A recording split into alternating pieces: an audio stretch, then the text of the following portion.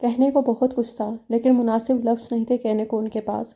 اس نے لاشعوری طور پر شایان عثمانی کو اپنا شوہر بچپن سے مان لیا تھا۔ کبھی کہنے کو بہت کچھ ہوتا ہے مگر کوئی سننے والا نہیں ہوتا۔ کبھی سننے والے ہزار ہوتے پر ہمارے پاس کہنے کو کچھ نہیں ہوتا۔ کبھی ہمارے پاس لفظوں کا مجموعہ ہوتا ہے اور کبھی تلاشنے پر بھی الفاظ نہیں ملتے۔ کبھی ہماری بات کے ہر لفظ کا کوئی مفہوم ہوتا ہے اور کبھی کسی گفتگو کا کوئی جواز ہی نہیں ہوتا۔ کبھی احساسات دل پر حاوی ہو جاتے ہیں اور کبھی دل ہر احساس سے عاری ہوتا ہے۔ کبھی لگتا ہے زندگی رنگوں سے بھرپور ہے اور کبھی ہر رنگ ہی پھیکا لگنے لگتا ہے۔ کبھی انسانوں میں ہزار خوبیاں دکھنے لگتی ہیں اور کبھی ہر شخص ہی بیکار لگتا ہے۔ کبھی لگتا ہے مسکراہٹ لبوں سے جدا ہی نہیں ہوگی اور کبھی لگتا ہے مسکراہٹ کے لیے وجوہات کو ڈھونڈنا پڑتا ہے۔ کبھی لگتا ہے مجھ سے زیادہ کوئی مطمئن ہی نہیں اور کبھی لگتا ہے افسردگی بنی ہی میرے لیے ہے۔ وہ مسکراتی وہیں بیٹھ گئی۔ کھانا کھاتے ان دونوں میں کوئی بات نہیں ہوئی تھی۔ وہ کھانا کھا کر لیٹ گیا تو وہ وہیں کھڑکی سے باہر دیکھنے لگی۔ شایان عثمانی اسے کتنی ہی دیر دیکھتا رہا، پھر نیند کی وادیوں میں کھو گیا۔ وہ جب بور ہونے لگی تو باہر نکل گئی۔ کسی کی شادی تھی اس ہوٹل میں۔ وہ وہیں صوفے پر بیٹھتے لوگوں کو دیکھنے لگی۔ اسے وہاں بیٹھے کافی وقت ہو گیا تھا تو اس نے اپنے سامنے صوفے پر پڑی میگزین اٹھا لی اور اس کی ورق گردانی کرنے لگی۔ یہ چادر بھی اچھی ہے۔ وہی لڑکا وہاں سے گزرا، اس کو دیکھتا اس کے پاس آتے بولا، شکریہ۔ اب کی بار کونین نے اسے دیکھا بھی نہیں تھا۔ شایان عثمانی کو پسند نہیں آیا تھا، اس کے دل نے کہا تو وہ فوراً دل کو ڈپٹنے لگی۔ جی، کیونکہ یہ میری چادر ہے اور میری بیوی پر میری چیزیں کافی اچھی لگتی ہیں۔ شایان نے کہتے قدم کونین کی طرف بڑھائے جو اسے ہی دیکھ رہی تھی کہ وہ کیسے ہر اس وقت پر آ جاتا تھا جب وہ کسی اور کے ساتھ ہوتی تھی۔ چلیں بیوی، ہمیں نکلنا ہے۔ وہ ایسے بولا تو کونین اس شخص کو دیکھتی جو اب حیرت سے انہیں دیکھ رہا تھا، شایان کے پیچھے کمرے میں آئی۔ چلو ہمیں نکلنا ہے۔ یہ کیا کہا آپ نے اسے؟ اگر بابا کو پتہ چل گیا تو میں تمہارا محرم رشتہ ہوں۔ کیا اس سے پہلے کسی سال میں آپ کو اپنے محرم رشتے کا خیال نہیں آیا؟ وہ اس کے سامنے آتی بول گئی۔ نہیں، لیکن مجھے افسوس ہے اس بات کا۔ آپ کو ایسا نہیں کہنا چاہیے تھا اور میں نہیں چاہتی کہ آپ دوبارہ مجھے کسی کے سامنے اپنی بیوی۔ شایان عثمانی نے اسے بازو سے پکڑتے اپنے قریب کیا۔ وہ سمجھ بوجھ سے کالج کی طالب علم کہیں سے نہیں لگتی تھی۔ شاید حالات نے اسے کافی سمجھدار کر دیا تھا۔ کیوں نہ کہوں میں تمہیں بیوی؟ وہ اس پر جھکا تھا۔ کونین کو اس کی خوشبو اپنے حواسوں پر چھاتی ہوئی محسوس ہوئی۔ شایان، میں سن رہا ہوں۔ وہ اس پر مزید جھکا۔ میں صرف آپ کے ہاں کام بابا کے، مجھے یہ رشتہ نبھانا ہے۔ شایان عثمانی کہتا اس پر جھکا اور اس کی آنکھوں کو چوم گیا۔ کونین نے بے یقینی سے اسے دیکھا جو اسے ہی دیکھ رہا تھا۔ اسے لگا کہ اس نے غلط سنا ہے۔ لیکن میری بیوی ہو تم، اور شایان عثمانی اپنی بیوی سے نباہ جاتا ہے۔ وہ پھر سے جھکا اور اس کے دائیں گال کو چوما۔ کونین کا سانس پھولنے لگا۔ کیا یہ کوئی خواب تھا؟ کیا وہ اس کے ساتھ کوئی گیم کھیل رہا تھا؟ اتنی جلدی محبت کیسے ممکن تھی؟ وہ نہیں جانتی تھی کہ محبتوں کے الہام ہونے میں تو پلک جھپکنے تک کا وقت درکار ہوتا ہے محض۔ کیا آپ کو مجھ سے محبت ہو گئی ہے؟ وہ تیزی سے بولی۔ اس کے نزدیک شاید محبت ہونا سب کچھ تھا، لیکن شایان عثمانی کے نزدیک لگاؤ اور کسی کی طرف لگ جانا سب کچھ تھا۔ نہیں، جواب بھی اتنی ہی تیزی سے آیا تھا۔ بس جو میرا ہے وہ میرا ہی رہے گا ہمیشہ۔ میں اپنی چیزوں سے دستبردار نہیں ہوتا کبھی۔ تم پر بس میرا حق ہے، یہ بات جان لو۔ کونین بہت کچھ اس سے پوچھنا چاہتی تھی، بہت کچھ کہنا چاہتی تھی، لیکن اس وقت اسے سب بے معنی لگا۔ مجھے بھوک، تم نے ابھی کھانا کھایا ہے؟ اس کی چادر کو ماتھے پر کھینچتا ہوا وہ اسے بتا رہا تھا۔ مجھے سانس، تمہاری دھڑکنوں کی آواز میں یہاں تک سن سکتا ہوں، اس لیے یہ سب بے معنی ہے۔ نہیں، یہ حقیقت نہیں ہے، یہ کوئی گیم ہے، آپ سب کی گیم۔ وہ اسے دھکا دیتی بولی تو وہ خوبصورت سحر لمحوں میں ٹوٹا جو شایان عثمانی کو ناگوار گزرا تھا۔ شایان عثمانی ایسی چھوٹی حرکتیں نہیں کرتا، اور آئندہ مجھے یوں جھٹکنا نہیں۔ وہ اسے باور کرواتا بولا، آپ مجھ پر حکمرانی نہیں کر سکتے۔ وہ نم آنکھوں سے بولی۔ اسے سمجھ نہیں آ رہا تھا کہ کیا ہو رہا ہے۔ میں کر سکتا ہوں اور میں کروں گا۔ وہ مسکرایا، پھر اس کے کندھے پر جھکا تو وہ سانس روک گئی۔ وہ کئی لمحے اپنے لب اس کے کندھے پر جمائے کھڑا رہا۔ میری عزت ہو تم، اور عزت سے بڑھ کر شایان عثمانی کو تو اپنا آپ بھی نہیں ہے۔ وہ کہتا پیچھے ہٹ گیا تو وہ اپنی سانسوں کی رفتار کو مدھم کرنے کی جستجو میں لگ گئی۔ بس آپ میری عزت کی حفاظت کر لیں تو کونین خاور آپ کی، وہ دل میں بولی، اس کے سامنے بولنے کی پوزیشن میں نہیں تھی وہ۔ شایان اپنی فائل اٹھاتا، سامان سمیٹتا، اس کا ہاتھ تھامتا ہوا باہر نکل گیا۔ وہ بھی کٹی ڈور کی مانند اس کے ساتھ چلی جا رہی تھی۔ شاید قسمت کے حال پر چھوڑ دیا تھا اس کے نازک دل نے اسے۔ اب فیصلہ قسمت کے ہاتھوں تھا، اسے کسی قیمتی موتی کی طرح محفوظ کیا جاتا یا رسوائی اس کا مقدر بنتی۔ فرشتے نے اپنے کمرے میں قدم رکھا اور بستر پر لیٹتے پھوٹ پھوٹ کر رو دی۔ بوا جو اپنا سامان سمیٹ رہی تھی، اس کے یوں واپس آتے ٹھہر گئی اور اس کے پیچھے اندر داخل ہوئی۔ کیا ہوا فرشتے؟ گڑیا اٹھو بتاؤ۔ لیکن وہ مسلسل رو رہی تھی۔ وہ حیران ہوئی کہ وہ جاتے وقت بہت خوش تھی، اور اب بوا انہوں نے مجھے… کیا ہوا؟ اذلان کو فون کروں؟ انہوں نے اسے اٹھا کر سیدھا بٹھایا۔ انہوں نے مجھے چھوڑ دیا ہے، وہ سسکیاں بھرتے بولی۔ ایسے کیسے چھوڑ دیا ہے؟ میں بات… نہیں، انہوں نے کہا ہے اب وہ مجھے فرشتے کو کبھی بھی پسند نہیں کریں گے۔ وہ ہچکیاں لیتی انہیں سب بتانے لگی۔ بوا نے اسے سلاتے اذلان کا نمبر ملایا جو بند جا رہا تھا۔ اف خدایا، وہ بے حد پریشان تھی۔ وہ رات تک وہیں اس کے پاس بیٹھی رہی تھی، جسے اب بخار ہو گیا تھا۔ انہوں نے بمشکل رات گزاری اور صبح اذلان کا نمبر ملایا۔ بیل جا رہی تھی لیکن جواب موصول نہیں ہوا تھا۔ وہ پریشان ہو گئی۔ ایسا تو کبھی نہیں ہوا تھا کہ اذلان نے ان کی کال نہ اٹھائی ہو۔ اس کے کمرے میں گئی جہاں وہ اب تک سو رہی تھی، تو وہ واپس آ گئی۔ ان کا فون بج رہا تھا، جس پر اذلان نہیں، اعظم اظہر کا نمبر چمک رہا تھا۔ السلام علیکم بوا۔ وعلیکم السلام۔ بوا فرشتے کہاں ہیں؟ سو رہی ہے، وہ الجھی ہوئی سی بولی۔ میں کل واپس آ رہا ہوں، لیکن آپ کسی کو مت بتائیے گا۔ میں اسے سرپرائز دینا چاہتا ہوں۔ وہ نہ جانے کیا کیا بول رہا تھا، اور وہ بس ہوں ہاں میں جواب دے رہی تھی۔ اس کی کال کاٹتے ہی انہوں نے دوبارہ اذلان کا نمبر ملایا۔ کال اٹھا لی گئی، لیکن وہ بولا کچھ نہیں۔ اذلان؟ جی بوا، کیسے ہو؟ ٹھیک ہوں۔ کیا ہوا ایسا؟ فرشتے کیوں رو رہی تھی کل؟ وہ جانتی تھی، لیکن اس سے استفسار کرنا بہتر جانا انہوں نے۔ کیا ضروری ہے کہ ہم فرشتے کے بارے میں ہی بات کریں؟ وہ بولا تو وہ دنگ رہ گئی۔ آج وہ فرشتے حیدر کی ذات کے بارے میں بات کرنے سے انکاری تھا۔ وہ اذلان اظہر جس کی زندگی کے کئی برسوں کا موضوع فرشتے حیدر رہی تھی۔ کیا تم نے اسے چھوڑ دیا ہے؟ بوا، اعظم کل واپس آ رہا ہے۔ خاموشی سی چھا گئی، لمبا دورانیہ۔ وہ خاموش ہو گیا تھا۔ تم کہاں ہو؟ واپس آؤ، اس سے بات کرو، اسے بخار… بوا میں اس وقت ملک سے باہر ہوں، میں کینیڈا میں ہوں اس وقت۔ اذلان پتر، تیرا دماغ خراب ہے؟ چھوٹی سی بحث پر تو ملک چھوڑ گیا۔ حیرت ہی حیرت تھی۔ بوا بات چھوٹی نہیں تھی۔ میں نے اس لڑکی کو اپنی زندگی کے سالوں دیے ہیں، اور پتہ ہے ان سالوں میں بھی میں اعظم بھائی کے جانے کا جو خلا تھا وہ پر نہیں کر پایا۔ میری قسمت میں ہمیشہ دوسرا نمبر ہی آیا ہے۔ میں نے ہر بار یہ کڑوا گھونٹ پیا ہے، لیکن وہ لڑکی جو میرے نکاح میں ہے، اگر مجھ پر کسی کو فوقیت دے تو یہ بات میری عزت نفس کو گوارا نہیں۔ میں نے اس سے اپنے سالوں کا حساب مانگا تو وہ کہیں کی نہیں رہے گی، لیکن ایسا نہیں کر سکتا میں۔ اس سے محبت میں نے اپنی 9 عمری میں کی تھی، جب مجھے شاید محبت لفظ کا مطلب بھی نہیں تھا پتہ۔ اذلان پتر، واپس آ، سب سنبھال لے، وہ اپنا لے گی تجھے۔ نہیں بوا، اس نے مجھے نہیں اپنایا، اسے مجھ سے محبت نہیں ہے۔ اسے ہمیشہ سے اعظم اظہر چاہیے تھا، اور تو اعظم اظہر کو اپنی بیوی دے رہا ہے۔ وہ بھڑکی۔ نہیں، ہرگز نہیں، اپنی بیوی سے تو میں مر کر بھی دستبردار نہیں ہوں گا۔ اسے تو قبر میں جانے تک اس رشتے سے آزاد نہیں کروں میں۔ تو پھر کیوں چھوڑ گئے ہو؟ دور آ گیا ہوں کہ کہیں مجھے مجبور نہ کیا جائے کہ مجھے اس سے دستبرداری اختیار کرنی پڑے۔ تم اپنے باپ اور بھائی سے…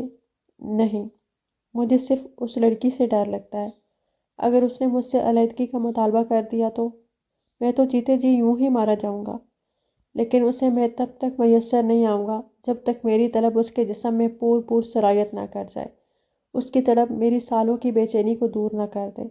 میں دیکھتا ہوں اب اعظم اظہر کے سامنے رہتے وہ اذلان اظہر کو یاد کرتی ہے یا نہیں، اور اگر وہ دونوں، پھر تو اس کی آزادی اور ایک محبوب کی موت تو دنیا دیکھے گی اور یاد رکھے گی۔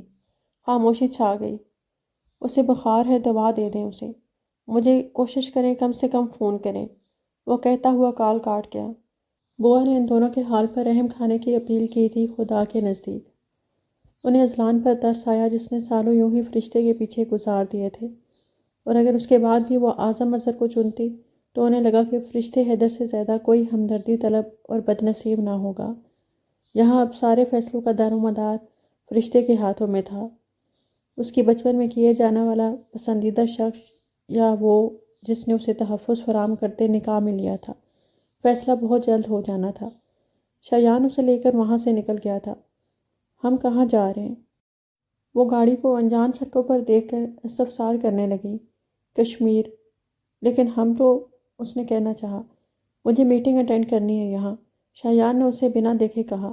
شاید وہ بھی نہ سمجھ پایا تھا اپنے احساسات کو یا ان لمحات کو جو کچھ دیر پہلے ہوئے تھے۔ شایان، کونین نے کچھ کہنا چاہا۔ خاموش رہو۔ سنجیدگی ہی سنجیدگی تھی۔ کونین خاور کی ہمت نہ ہوئی اسے دوبارہ مخاطب کرنے کی، اس لیے خاموش رہی۔ پھر اس نے جاگی سوئی کیفیت میں گھنٹوں کا سفر کیا تھا، کئی جگہ پر رکے تھے، گاڑی بدلی تھی، لیکن وہ زیادہ راستہ سوئی آئی تھی۔ اس خوبصورت مگر چھوٹے سے گھر کے آگے رکتے اس نے شایان کو دیکھا جو گاڑی سے اترتا سامان اتار رہا تھا۔ وہ بھی اس کے پیچھے ہی گاڑی سے اتر آئی۔ دوپہر کے 3 بج رہے تھے، لیکن یہاں بے حد ٹھنڈ تھی جو اسے کپ کپانے پر مجبور کر گئی تھی۔ اندر جاؤ بے وقوف لڑکی۔ اسے وہیں جم کر کانپتے کھڑے دیکھ کر وہ دھاڑا تو فوراً سے اس کے ہاتھ سے چابی لیتی اندر چلی گئی، کیونکہ وہیں کھڑی رہتی تو شاید جم جاتی۔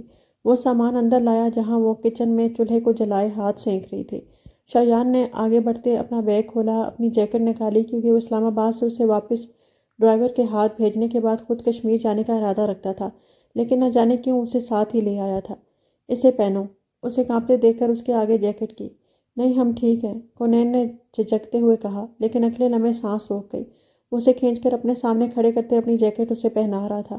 کونین خاور، ایک بات جان لو کہ میری باتوں کے خلاف نہیں جانا تمہیں آئندہ، اور اگر میں ایسا پھر بھی کروں تو، وہ سر اٹھاتے اس سے سوال پوچھ گئی، تو اس کی سزا لازماً ملے گی تمہیں۔ وہ اس کے ہاتھ اپنے ہاتھوں میں تھام گیا جو اب بھی ٹھنڈے تھے۔ کونین کا سانس سوکھا۔ یہ سب کیا تھا؟ پل میں تو محبتیں نہیں ہوتی تھی۔ وہ کیا کہہ رہا تھا؟ یہ کھیل ہی تھا۔ وہ خاموشی سے شایان عثمانی کو دیکھتی رہی جس کا سارا دھیان اس کے ہاتھوں پر تھا۔ شایان عثمانی، اگر آپ نے ہمیں دھوکہ دیا تو اپنے نکاح کے رشتے کا بھی پاس نہیں رکھیں گے ہم۔ ہمیں یہاں کتنے دن رہنا ہے؟ ہفتہ، شایان نے اسے بتایا، پھر اس کے ہاتھ چھوڑ دیا۔ لیکن اتنے دن بابا، وہ ٹھیک ہے، اس سے زیادہ کچھ مزید مت پوچھنا، میں بے حد تھک چکا ہوں، آرام کروں گا۔ وہ یہاں آنے سے پہلے صاف ستھرائی اور سارا سامان کروا چکا تھا، اس لیے کوئی دقت محسوس نہ ہوئی تھی انہیں۔ کونین اس کے جانے کے بعد وہیں کھڑی رہی، پھر کمرے دیکھنے لگی جو 2 ہی تھے کیونکہ وہ چھوٹا سا مگر خوبصورت گھر تھا۔ وہ کھڑکی کے پاس کھڑی ہو گئی اور باہر دیکھنے لگی۔ باہر برف باری شروع ہو گئی تھی۔ اسے اس برف سے خوف آیا جو ہر چیز کو اپنی لپیٹ میں لے رہی تھی۔ یہ کیا ہو رہا ہے؟ کیا انہیں سچ میں ہم پسند، یا یہ دھوکہ ہے؟ بابا کی نفرت کا ہم سے بدلہ؟ وہ خود سے سوال کرنے لگی جس کا کوئی جواب نہ تھا اس کے پاس۔ نہیں، ہم کسی کا مہرہ نہیں بنیں گے۔ وہ کچھ سوچتی اس کے کمرے میں گئی جہاں وہ قیام پذیر تھا، اندر داخل ہوئی جہاں نیم اندھیرا تھا۔ وہ خاموشی سے کمرے کا جائزہ لیتی آگے بڑھی۔ بیڈ کے ساتھ والے میز پر اس کا فون پڑا تھا۔ ہاں، اس کا فون چیک کرنا تھا، شاید وہاں اسے کچھ مل جاتا، یا اس کے سامان میں، لیکن سامان کو بعد کے لیے چھوڑتے اس نے اس کا فون خاموشی سے تھاما۔ شایان کی طرف دیکھا جو چت لیٹا تھا، ہاتھ سینے پر رکھے، چہرے پر سوئے ہوئے بھی سنجیدگی تھی۔ نہ جانے یہ کبھی مسکراتے بھی ہوں گے یا نہیں، اس نے سوچتے جھرجھری سے لی اور پھر بھاری قدموں سے باہر آ گئی۔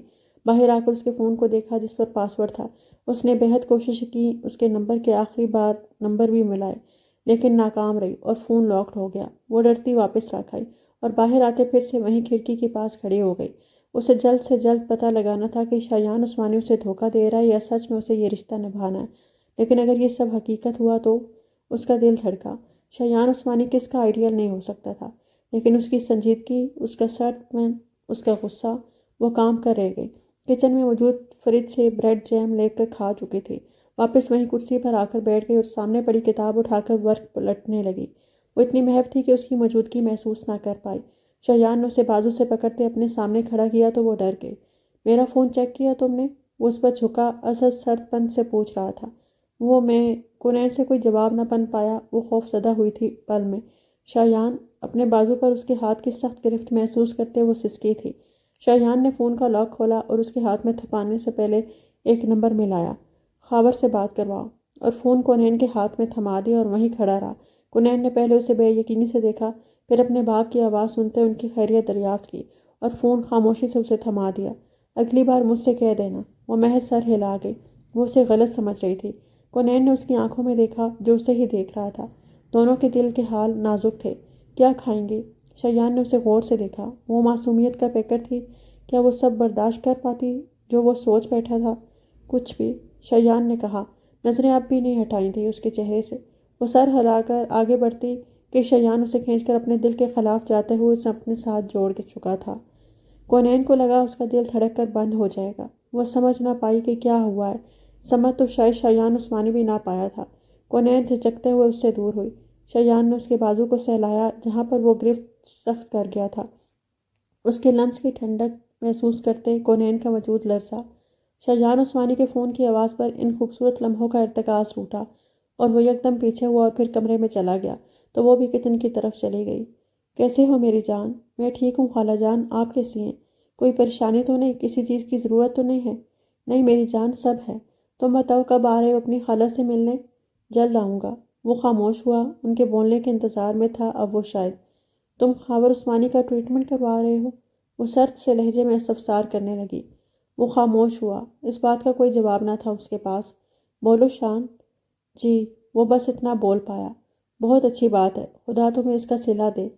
خالہ جان پلیز، ان سب کے پیچھے ایک مقصد ہے۔ آپ کے ساتھ جو ہوا وہ تو شیان عثمانی مرتے دم تک نہیں بھولے گا، اور جب تک آپ کو انصاف نہ دلوا دیا مجھے سکون نہ آئے گا۔ آپ بے فکر رہیں، شیان عثمانی اپنے گناہگار کے ساتھ رحم دلی نہیں دکھا سکتا۔ مجھے امید ہے تم میرا مان رکھو گے شان، وہ سرد آب بھرتی بولی اور کال کاٹ گئی۔ اس نے بالوں میں ہاتھ پھیرا۔ وہ لاؤنج میں صوفے پر بیٹھا جہاں سے کونین کام کرتی صاف دکھائی دے رہی تھی۔ مجھے یہ سب کرنا ہے؟ اس نے خود سے پوچھا۔ اف، اس نے مٹھیاں بھینچی۔ زندگی میں پہلی بار اس کا دل اس کے کسی فیصلے میں ساتھ نہیں دے رہا تھا۔ وہ سوچوں میں تھا جب وہ باہر آئی۔ اس کے آگے اس کا ناشتہ رکھا جو بریڈ انڈا تھا کیونکہ فوراً وہ یہی بنا سکی تھی۔ یہ نہیں کھانا مجھے، وہ سوچوں کے گرداب سے نکلتا بولا۔ کونین نے حیرت سے اسے دیکھا۔ کیا کھائیں گی پھر؟ پراٹھا بنا لو، انڈا یہی کھا لوں گا، وہ بولا تو کونین نے جھٹکے سے اسے دیکھا۔ اس نے تو کبھی پراٹھا نہیں کھایا تھا۔ کیا ہوا؟ آٹا گوندنا پڑے گا، وہ صاف گوئی سے بولی۔ میں یہی کھا لیتا ہوں، سنجیدگی ہنوز برقرار تھی۔ نہیں میں گوند لیتی ہوں، دوپہر میں بھی کام آئے گا۔ وہ تیزی سے کچن میں گئی، جہاں وہ بھی پیچھے آتا وہیں بیٹھ گیا۔ وہ تیزی سے آٹا گوند رہی تھی، تھوڑا سا جو جلد ہی گوندا گیا تھا۔ شیان عثمانی اسے دھیان سے دیکھ رہا تھا۔ وہ کالج کی چھوٹی سی 17-18 سالہ لڑکی، نازک سی درمیانہ قد، سلکی لمبے بال جو ہمیشہ چادر کے نیچے موجود رہتے تھے، میک اپ سے پاک چہرہ، کالی شلوار قمیض پر اسی کی دلوائی چادر لیے وہ کام میں مصروف تھی۔ گلابی رنگت، ستواں ناک، خوبصورت نقوش جن سے معصومیت جھلکتی تھی۔ وہ خوبصورت تھی بلا شبہ۔ تمہاری جیکٹ کہاں ہے؟ اس پر دھیان دینے کے بعد وہ یکدم بولا۔ آٹا لگ جاتا تو گندی ہو جاتی، اس لیے میں نے اتار کر رکھ دی، وہ صاف سے لہجے میں بولی۔ تو کیا میں نے بولا تھا کہ اسے گندا نہیں کرنا تم نے؟ شیان نے سنجیدگی سے کہا تو کونین اسے دیکھ کر رہ گئی۔ یہ کر کے ہاتھ سینکو اور جیکٹ پہنو فوراً، وہ کہتا باہر بیٹھ گیا کیونکہ اس کا پراٹھا تیار تھا۔ 3 مہینے بعد 2 مہینے ہو گئے تھے اسلان کو گئے ہوئے۔ اس نے مڑ کر ایک بار بھی فرشتے کو کال نہ کی تھی۔ بوا سے بھی بہت کم رابطہ رکھا تھا۔ وہ سنجیدہ ہوتی جا رہی تھی۔ اپنا زیادہ وقت پینٹنگ اور لکھائی میں وقف کر دیا تھا اس نے۔ فرشتے، اعظم اظہر کی آواز وہ سن سکتی تھی، بلکہ یہی تو آواز تھی جو وہ پچھلے 2 مہینوں سے سن رہی تھی۔ اعظم اظہر کو اب تک نہ پتا تھا فرشتے اور اسلان کے نکاح کا، کیونکہ کسی نے نہیں بتایا تھا۔ چلو آج باہر چلیں، وہ اس کے سامنے بیٹھتا اس کی گال کھینچتا بولا۔ کتنی بار بولا ہے مجھے ہاتھ نہیں لگایا کریں، وہ چڑھ کر بولی، لیکن اعظم ہنس پڑا۔ اور میں نے کتنی بار بولا ہے میں باز نہیں آؤں گا۔ چلو تمہاری بلا وجہ کی اداسی دور کرتے ہیں، باہر گھومتے ہیں۔ مجھے کہیں نہیں جانا، وہ پینٹنگ کرتی باہر لان کا منظر کینوس پر اتار رہی تھی۔ کہاں جانا ہے ہماری فرشتے کو؟ لے کر چلیں گے؟ وہ ایک دم سر اٹھاتی استفسار کرنے لگی۔ بالکل، اس گڑیا کی سالگرہ ہے جو اس بار ہم اس کے مطابق منائیں گے۔ جلدی سے بولو کہاں جانا ہے؟ کینیڈا۔ کینیڈا؟ لیکن اچانک کیوں؟ او تو کینیڈا گڑیا کا ڈریم پلیس ہے، اب سمجھا۔ آپ کا حکم سر آنکھوں پر، ہم ضرور چلیں گے، لیکن ابھی نہیں، مہینے بعد۔ مجھے اس مہینے بلکہ اس ہفتے جانا ہے، نہیں تو پھر کبھی نہیں، وہ سنجیدگی سے بولی۔ اعظم نے اسے دیکھا، پھر مسکرا دیا۔ وہ کتنا بدل گئی تھی۔ ٹھیک ہے، اپنا پاسپورٹ دو، ہم اسی ہفتے جائیں گے۔ وہ فیصلہ کرتا اٹھ گیا۔ وہ اسے خوش کرنے کے لیے کچھ بھی کر سکتا تھا۔ اس کی چیزیں لیتا وہ باہر نکل گیا۔ وہ جلد سے جلد سب کرنا چاہتا تھا تاکہ اس کی سالگرہ وہاں منا سکے۔ گڑیا، وہ ایک دم دروازہ کھولتا واپس آیا۔ اذلان کو بتا دوں کہ ہم وہاں آ رہے ہیں؟ نہیں، بالکل نہیں۔ ٹھیک ہے، اسے بھی سرپرائز دیں گے۔ وہ چلا گیا تھا لیکن فرشتے حیدر کا سانس رکا تھا۔ اس کا سانس ایک دم بھاری ہونے لگا تو اس نے انہیلر تھامتے جلدی سے منہ کو لگایا اور گہری سانسیں بھری۔ اذلان، اس کے لبوں سے سسکی برآمد ہوئی۔ ان 3 مہینوں میں اس کے دل نے کتنا پکارا تھا اسے، وہ خود بھی نہیں جانتی تھی۔ اعظم اظہر کی موجودگی اب معنی نہیں رکھتی تھی اس کے لیے۔ اس کے لیے اذلان اظہر کو سوچتے رہنا زندگی کا مقصد بن گیا تھا۔ وہ مجھے چھوڑ گئے ہیں، میں کیوں جا رہی ہوں ان کے پاس؟ اس نے اپنے بال ہاتھوں میں تھامے۔ سانسیں پھر سے تیز ہوئی تھیں۔ آپ نے ہمیں چھوڑ دیا، فرشتے کو چھوڑ دیا۔ آپ مجھے اب پسند نہیں کرتے، مجھ سے نفرت کرتے ہیں۔ کیوں؟ اس نے ہاتھ سے ابھی کا بنایا ہوا کینوس دور پھینکا جس پر بنا منظر پل میں خراب ہوا تھا، اس کی زندگی کی طرح۔ میں مذاق نہیں ہوں، مجھے مذاق سمجھ کر اڑایا آپ نے اذلان اظہر۔ وہ رو رہی تھی، اس کا وجود ہلکا ہلکا کانپ رہا تھا۔ پھر اس نے یکدم اٹھتے دروازے کو اندر سے لاک کیا اور اعظم اظہر کا دیا ہوا فون نکالا اور آن کرتے ہوئے کانٹیکٹ لسٹ چیک کی جس میں اذلان اظہر کا نمبر موجود تھا۔ اس نے سانس بھری اور انگلی اس نام پر رکھ دی۔ 3 مہینوں کا صبر آج ٹوٹ گیا تھا۔ وہ ہچکیوں سے روتی اس کی آواز کی منتظر تھی۔ Azlan Azhar speaking. اس کے لب کپ کپ آئے۔ ہیلو، وہ پوچھ رہا تھا۔ مجھے، اس نے ہمت اکٹھی کی لیکن جیسے لفظ اور سانسیں اس کا ساتھ نہیں دے رہی تھی۔ وہ جو وہاں بیٹھا تیزی سے انگلیاں کی بورڈ پر چلا رہا تھا۔